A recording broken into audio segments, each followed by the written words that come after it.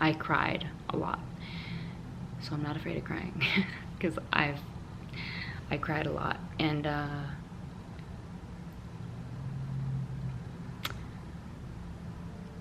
there was a night when my dad and my mom got in an argument, and my mom was, you know, they were both abusive, but my dad was never abusive to us. My dad was my dad was more abusive to her, not physically or anything, but they kind of just went at each other and like would say the meanest things. So I remember one night they had gotten in an argument. I think we had went to sleep already, but we woke up to literally a SWAT team with guns out and flashlights in the house. We were woken up by cops, and there was like several cops in one of my dad's room. They had guns pointed at him and they took him out in handcuffs. So the story goes, my mom said that they had gotten in an argument. Oh no, my mom had went in his room in the middle of the night and poured an entire like cold Pepsi on his face, and my dad got up in the dark and basically hit her. He didn't know what was going on, almost like self-defense, and she had a black eye. So she went to her mom's, they told her to call the cops, blah, blah, blah. So my dad was put in jail. And my mom moved out. She got her apartment at this time, and a lot of the kids would go visit her because, you know, my mom cooked, and like even though like she had her own stuff going on, like she was always still cooking. She always still gave us love as best as she could. And me and my mom were getting in physical fights, and I remember I was staying with her at the time. We were kind of back and forth between her and my dad's house, and I got really, really sick of her mentally abusing me. So I started talking back, and I started defending myself, and I wasn't, you know, I was afraid of my mom because she could freaking hit, but like I was gonna stand up for myself. And it started getting to the point where my brothers would stand up for me, and they would get in her face, and then she would back down. But when they weren't around, she would still get in my face. And there was a time when we got physical a couple times. It wasn't all the time, but we did get in a couple good physical fights. And there was one time to where she said something to me, I said something back to her, and she hit me. She says I ran into her palm, but that doesn't sound right. And I remember my dad was downstairs waiting for me, and so she cleaned up my nose and she said, oh, don't make a big deal out of this. This is nothing, don't make a big deal out of it. And I remember I got downstairs and my dad said, what's wrong? It looks like you're crying. And I just broke down, started crying, and my nose started bleeding. And then my dad drove around until he found a cop, and he reported my mom. But all in all, it was only to get her back. It was never about me, or it was never about us. It was only to get back at my mom. And I could clearly see that. I went to the hospital, and the doctors treated me like I was an abused kid, but I was so like mentally convinced that, you know, I deserved that. I ran into her palm, like, but when you get around people and there's any type of abuse, and you're a kid, they take that very seriously. And I commend people in hospitals and all of that take that serious, because it is very serious. But I remember I was kind of like, what the heck, why are they treating me like I'm like an abused kid or something? So that's that. So this happened to be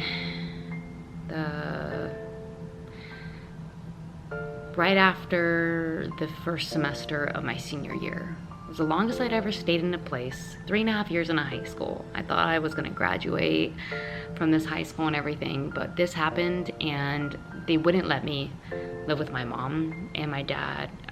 He ended up moving back to the Bay Area. So I moved with my dad, I didn't have a choice. And this was the darkest time of my life, probably one of them. I was 17 at the time. I tried to go to the high school down the street, but I just didn't want to be there. I was very, very sad, and I missed my family. And I remember telling my dad, like, I wanted to do homeschool. I didn't want to try to make friends again. I just didn't want to do it all over again. I was over it. And I started homeschooling, and this is when I started working for my dad. And this is when he taught me discipline and bodybuilding. And so before that though, before I started working for him and stuff, I was in a really dark place, and I was homeschooling. I didn't have friends. I think my family came and visited us like a couple times a month. It was like a 3-hour drive, just one way. So it was a lot for my mom to bring the kids, but her and my dad were still always trying to work it out. And I remember I was actually smoking. I started smoking when I moved to the Bay Area. I was 17, I started smoking, and I started off smoking Capris. I ended up smoking for 4 years, and then I ended up quitting, but 4 years is a very long time. I was a smoker, so yes, you can quit. There is hope. And I remember I was taking sleeping pills. I just didn't want to live. I had nothing to live for. I had no hope, nothing. And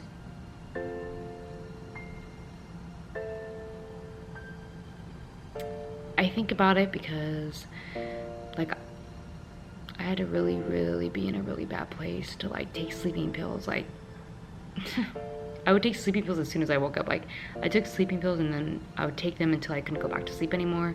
I never believed in killing myself because I'm Christian, and we believe if you kill yourself, you go straight to hell. So that was never an option for me, but sleeping pills were an option. So I was on sleeping pills for months. I just didn't want to live in the world.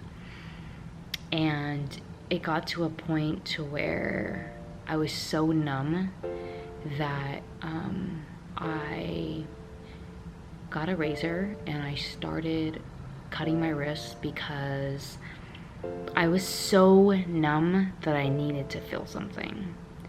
I needed to feel like something. I was so numb to life. And I understood why people cut their wrists. And you can't really see it, but I still have like scars right here. There's like 5 of them.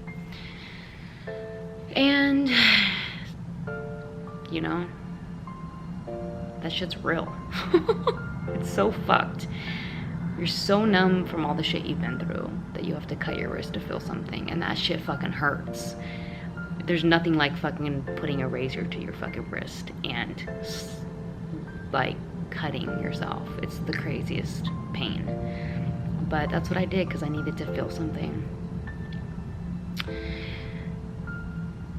At that time, my dad, I don't think he really knew what was really going on, and he was working so much that he couldn't really monitor me. So what I would do was, he taught me bodybuilding. He's like, Jess, you're gonna work for me, I'm gonna teach you bodybuilding and everything. So he started teaching me bodybuilding, and it was cool because it was something that I can look forward to, and I thought it was really cool. My dad was in the gym. He had gotten a few, you know, private lessons from bodybuilders, and he had taught me bodybuilding. He didn't let me use any weights for about a good month. I learned all form. He taught me Monty Hall, what Monty Hall was, and that's actually, it's a game show on TV, and it's the host always making a deal with somebody. So Monty Hall is that voice that always tries to make a deal with you. That's how my dad explained it. And always that voice that says, oh, you could do it tomorrow. You're good. You could do it tomorrow. oh, you already did enough today. You don't have to do anymore. So you're always, you know, making deals in your head. So he calls it Monty Hall. So he taught me how not to listen to that voice. And maybe I'll make a whole YouTube on it, because he taught me, and he taught me really well. So I started working for my dad, and the only reason why I worked for my dad was because I wanted a car to go to college. After it was all said and done, my dad owed me like $5,000, and he still never paid me to this day. We have talked about it, and it caused me not to have a relationship with him for a really long time. I didn't understand why he would let me work for him so much, you know, like 500 hours in total. I remember he was paying me $10 an hour. So it took me a really long time to be able to forgive him and to move on from it. And it still hurts sometimes when I think about it, because I just wanted a car for college.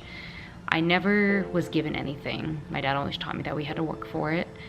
And I remember at this time, my dad had actually bought a brand new truck, and my mom was still coming over and seeing him and stuff, but he ended up meeting somebody, and he's now married and has 2 boys, and their 3rd boy's on the way. My dad's 52 and his wife is around 42, I believe, or 40, and they're on their 3rd little boy. So there's gonna be 7 of us now.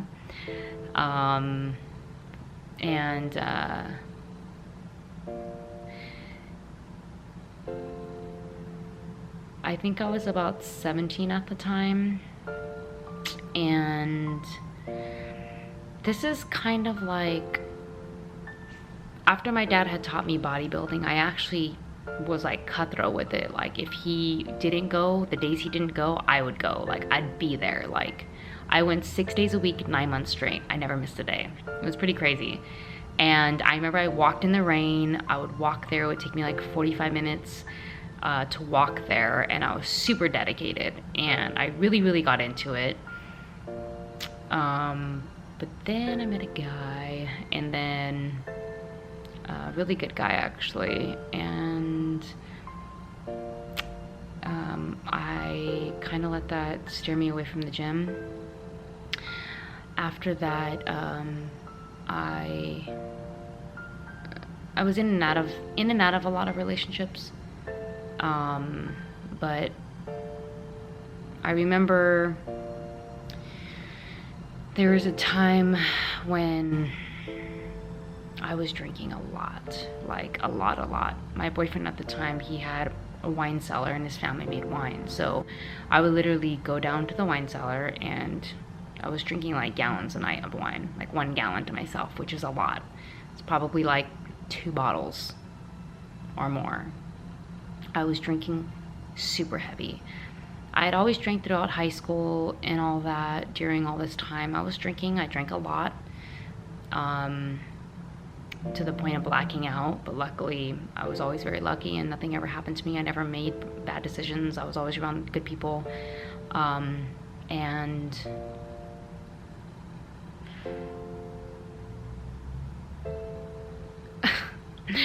my first job was Wiener Schnitzel, and then I had a bunch of jobs after that. I had so many jobs, and when I came to a low point in my life was when I started dealing with anxiety. And I feel like the anxiety was just a buildup of everything I had been through. And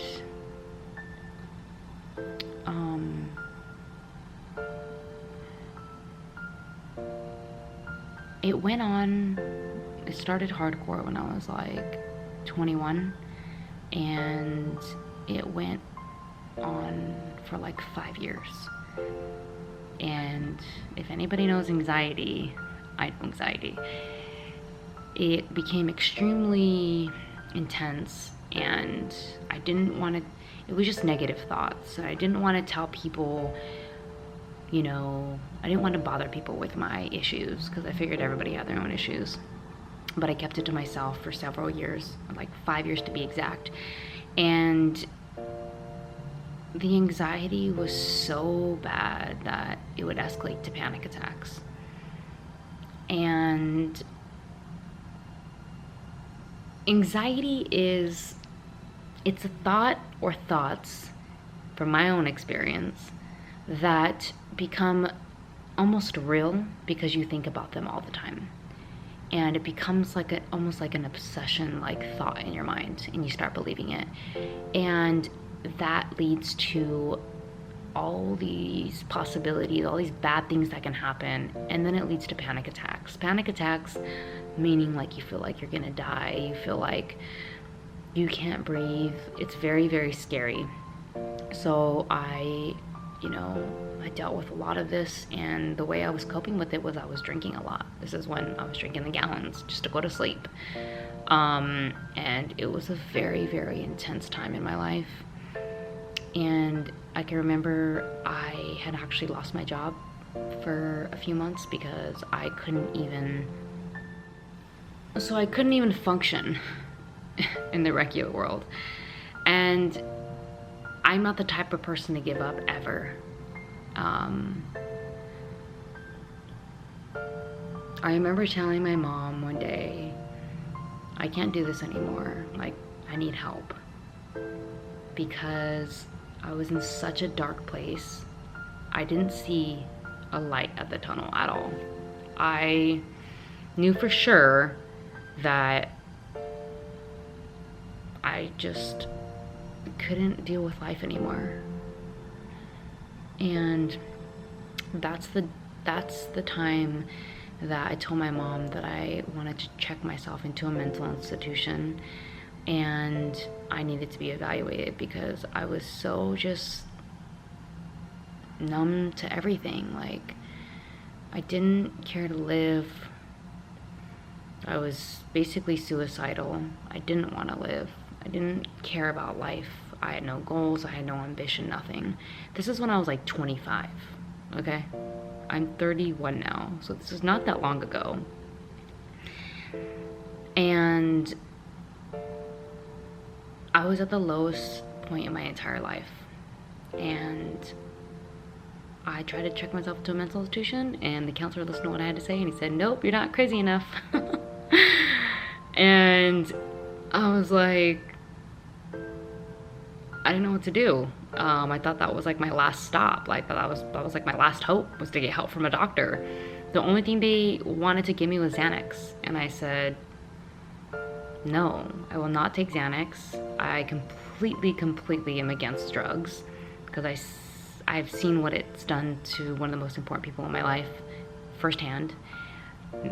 From everything, mood swings to everything, to just how it makes you look, everything. It's just, I didn't believe in it. So I left there, didn't get anything accomplished there.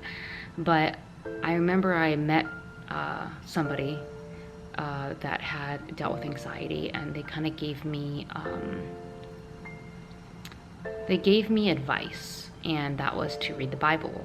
I've always been a very spiritual person, and I opened up my Bible and I started reading, and I read through the New Testament for a year straight. The New Testament. I read for 10 minutes every day, and I prayed for 10 minutes every day in silence. And it was a type of meditation, and I was able to silence my mind and think about other things for that 20 minutes every day. And I didn't see the light at the end of the tunnel at all for months. I did it, and I just had faith, and I hoped, and I prayed, and I would be on my knees praying, like, God, just please, like, deliver me from, like, this darkness. I was still partying, meaning drinking and going out. I've only done one drug in my life, and it was when I was young, and I never wanted to do it again. I liked it too much, and I said, I have an addictive personality. I will never ever try a drug in my life again. And that's why I'm deathly afraid of them. I don't believe in them, and I've just always been against them. But when I'm saying I was partying, I was drinking a lot. So basically,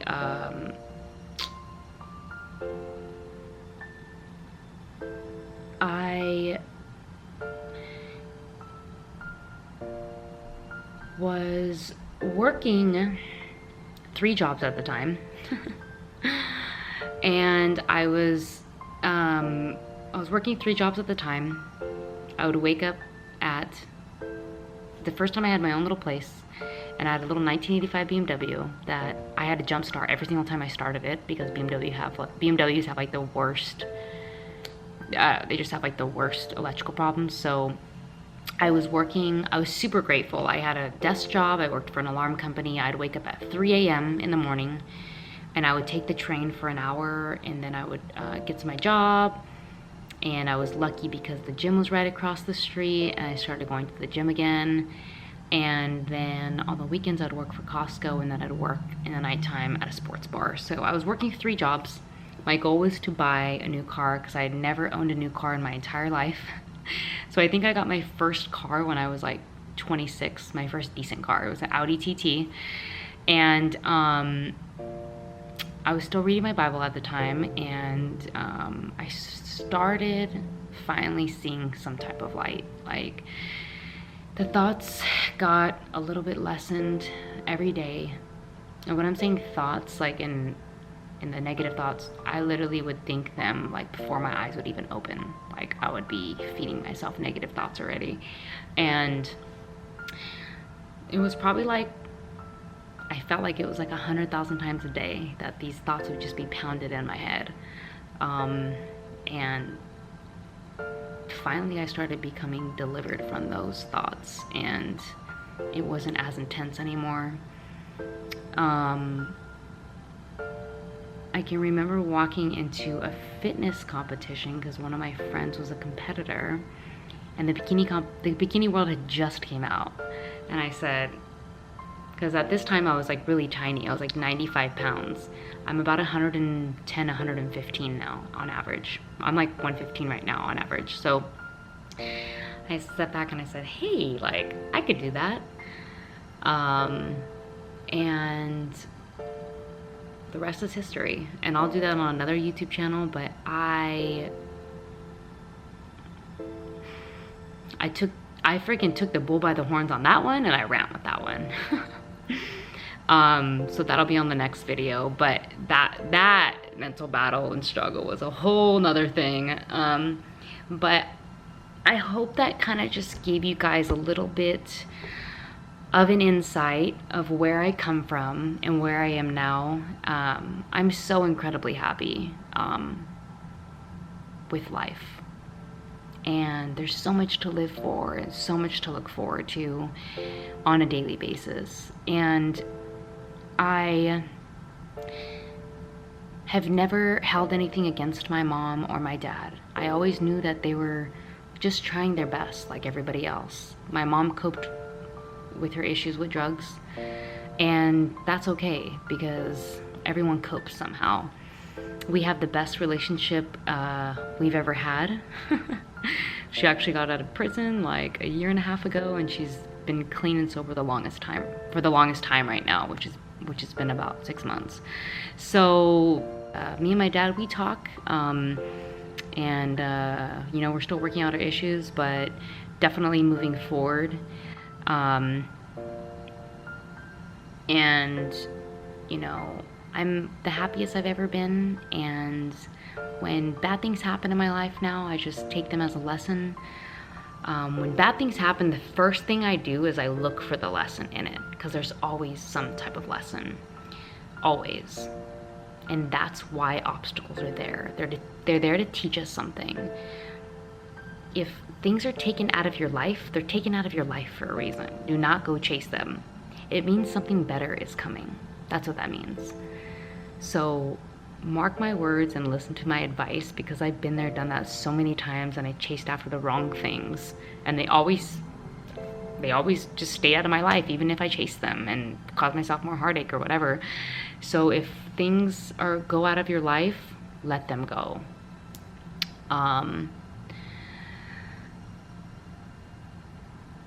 And I hope that my story, I want to write a book because I can go into so much more detail about things, but I hope my story, you know, touches you guys in some kind of way. And I just wanted to give you guys an insight, you know, on who I am and what my background is and what I come from.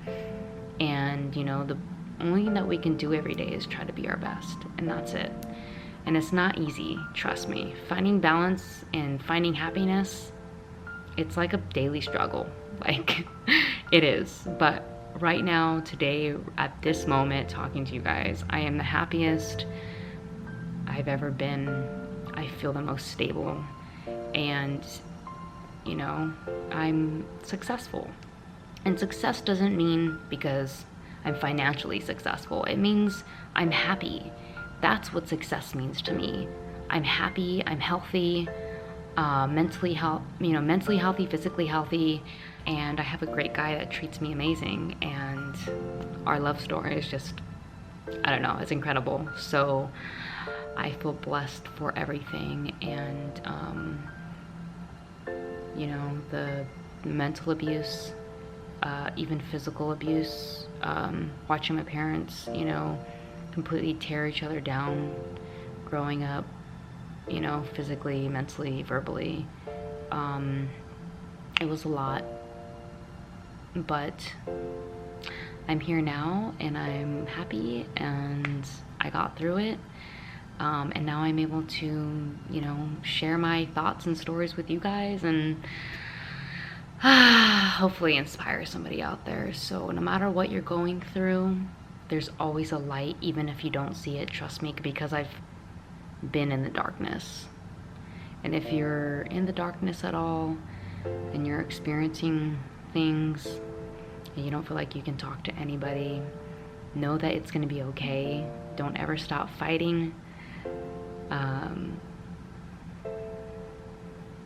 Don't ever stop fighting. That's the worst thing that you can do, is give up. Don't ever give up. Don't ever stop fighting, because I still continue to fight to this day with my anxiety. It's not all the way gone. I still continue to fight for positive thoughts, for living in the moment, for finding balance. Like, I fight for that every single day. So I'm just like you guys. I, you know, doubt myself, all of that. It's all very real, and it's something that I go through even on a daily basis. So my biggest advice is don't ever stop fighting, and don't ever give up, because it will get better, I promise. And I hope you guys enjoyed my story. And I will go way more in depth of relationships I've been in and my fitness journey and stuff like that. But just so you guys have a little bit of insight who I am. I love you guys, and I hope you guys enjoyed this super long vlog. And I will see you guys on the next one. Love you guys.